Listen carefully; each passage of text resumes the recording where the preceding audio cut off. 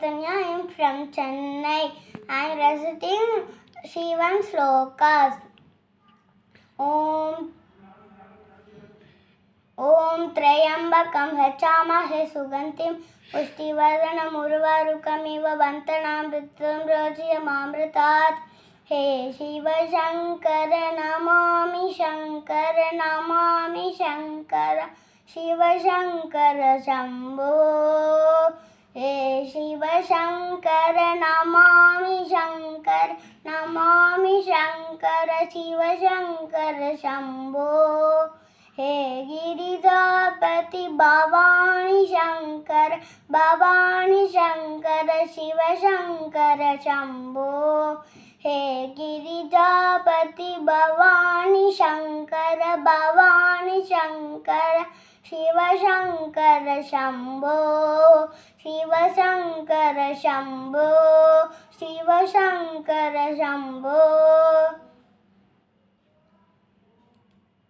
Ganga Jadadhara Gauri Shankara Giridhamana Ramana Jaya Mrityunjaya Mahadeva Mageshwara Mangala Shubha Charana Nandi Vagana Nada Bhushanam Hirupama Guna Sadanam Natana Manogara Neelaganda Shiva Neerajadala Nayanam Neerajadala Nayanam.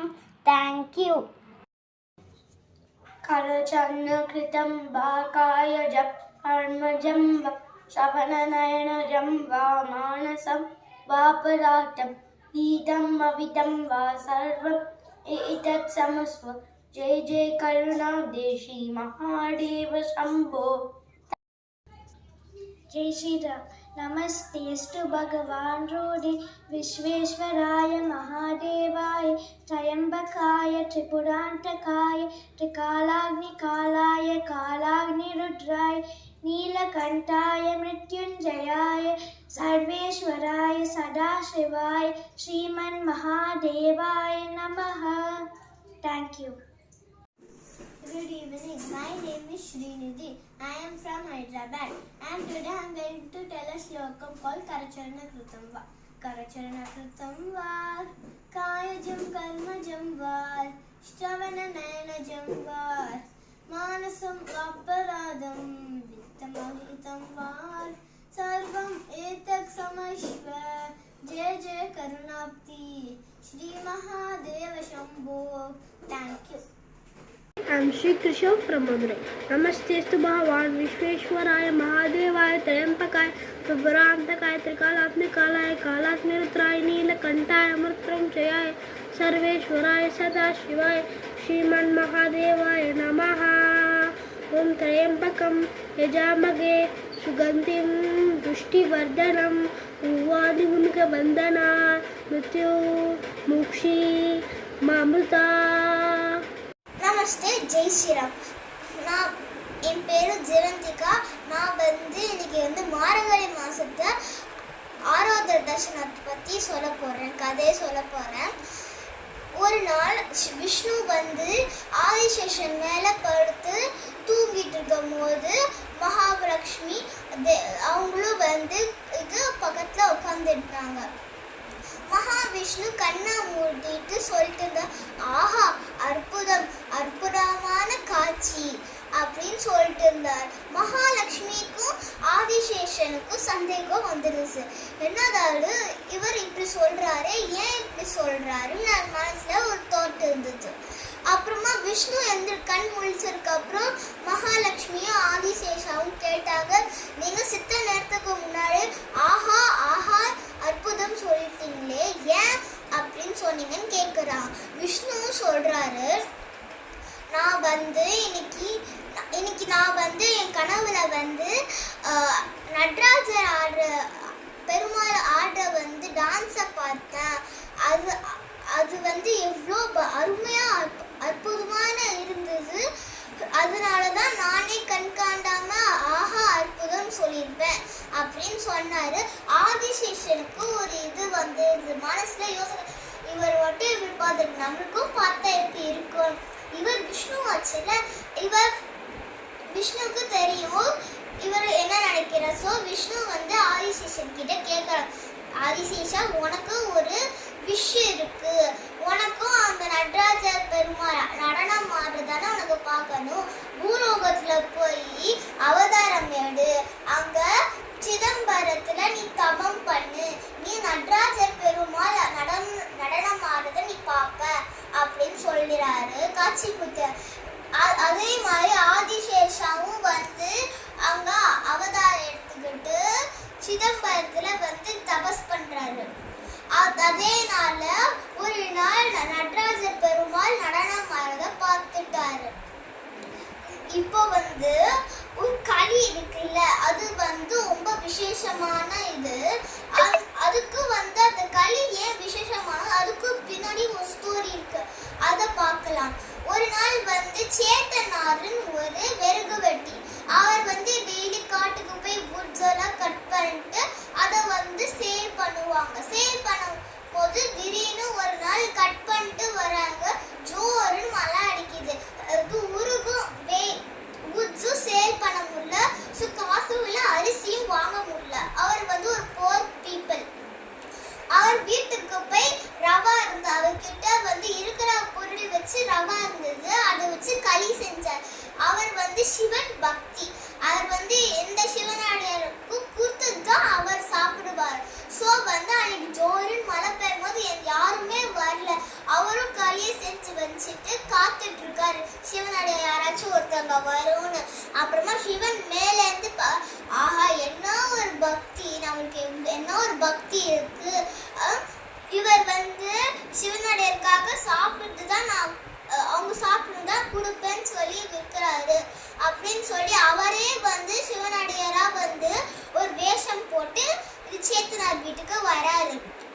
சேத்தனாருக்கு ஒரே சந்தோஷம், அவர் செஞ்ச களியும் வந்து சிவனடியாருக்கு பரிமாறுறாரு.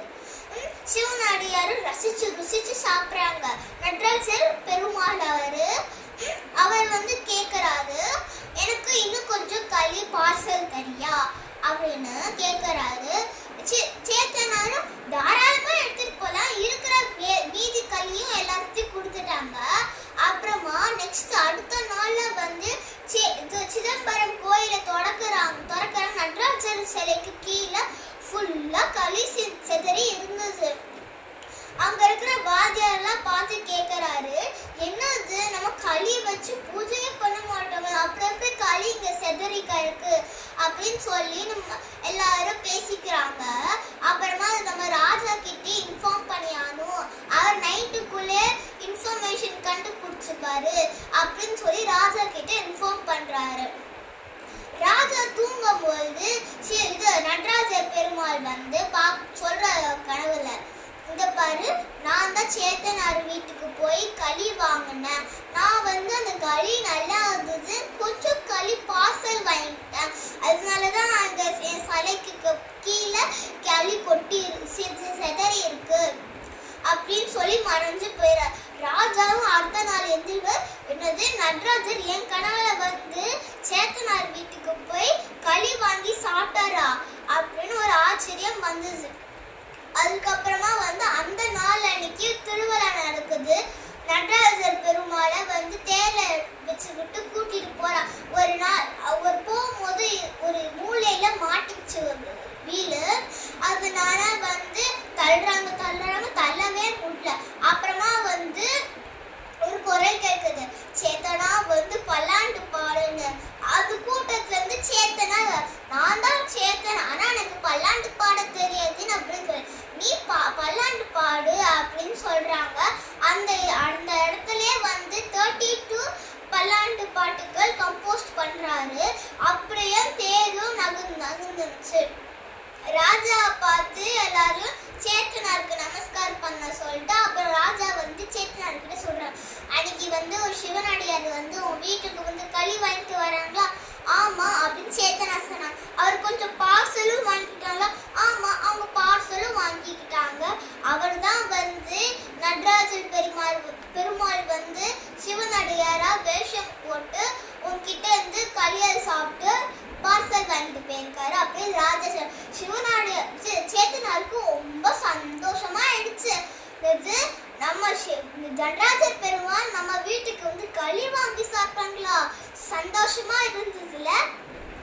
நமஸ்தே, ஜெய் ஸ்ரீராம். नमस्ते ब्रह्ममुरारिसुरार्चितलिङ्गं निर्मलभाषितशोभितलिङ्गं जन्मजदुःखविनाशकलिङ्गं तत्प्रणमामि सदा शिवलिङ्गं देवमुनिप्रवरार्चितलिङ्गं कामदहनकरुणाकरलिङ्गं रावणदर्पविनाशकलिङ्गं तत्प्रणमामि सदा शिवलिङ्गं सर्वसुहन्ति सुलेवितलिङ्गं बुद्धिविवर्धनकारणलिङ्गं सिद्धसुरासुरवन्दितलिङ्गं तत्प्रणमामि सदा शिवलिङ्गं कनकमहामणिभूषितलिङ्गं मणिपतिवेष्टितशोभितलिङ्गं जन्मजदुःखविनाशकलिङ्गं तत्प्रणमामि सदा शिवलिङ्गम्. Thank you. कुङ्कुमचन्दनलेपितलिङ्गं पङ्कजहारचन्द्रोदितलिङ्गं सञ्जितपापविनाशनलिङ्गं तत्प्रणमामि सदा चिरलिङ्गम् देवगणचितसेवितलिङ्गं पावैरत्नजलेश्रितलिङ्गं दिनकरकोटिवृताकरलिङ्गं तत्प्रणमामि सदा शिवलिङ्गम् अष्टदलोपरिवेष्टितलिङ्गं सर्वसमङ्गलकारणलिङ्गम् अष्टदरिद्रविनाशनलिङ्गं तत्प्रणमामि सदा शिवलिङ्गम् सुरगुरसुरवरपूजितलिङ्गं सुरवरपुष्पसदार्चितलिङ्गं परात्परं परात्परलिङ्गं तत्प्रणमामि सदा शिवलिङ्गम् लिङ्गाष्टकमिदं पुल्यं यत्पठति शिवसन्निधौ